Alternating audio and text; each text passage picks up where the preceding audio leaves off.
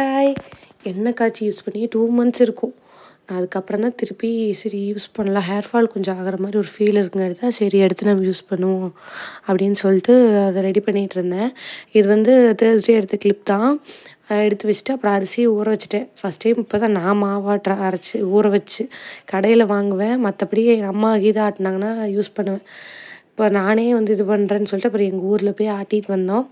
எனக்கு இது ரொம்ப பிடிச்சிருந்துச்சு. திருப்பி இனிமேல் நம்மளே பண்ணிக்கலாம் அப்படின்னு தோணுது. நான் அத யூஸ் பண்ணல. மாவு அரைச்சது. அப்படியே ஃப்ரிட்ஜில தூங்கிட்டு தான் இருக்குது. நைட்டுக்கு ஏதாவது தோசை ஏதாவது செஞ்சுக்கலாம் டின்னருக்குன்னு வச்சுட்டேன். அப்புறம் இது வந்து ஃப்ரைடே எடுத்த கிளிப் தான்.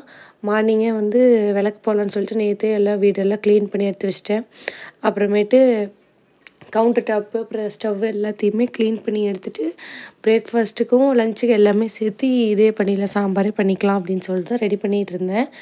அது கூட சைட் டிஷ் வந்து ஆனியன் போண்டா தான் செஞ்சிருந்தேன். அவரு தான் கேட்டுட்டு இருந்தாரு. சரின்னு சொல்லிட்டு அவருக்காக தான் செஞ்சிருந்தேன்.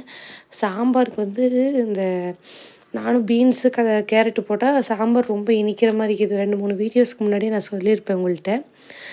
அப்புறம் அத மட்டும் கொஞ்சம் எடுத்துட்டு அது 2யும் போடாம மத்தபடி என்னென்ன போடுவாங்களோ முருங்கக்காய், கத்திரிக்காய், முள்ளங்கி அதெல்லாம் போட்டிருந்தேன்.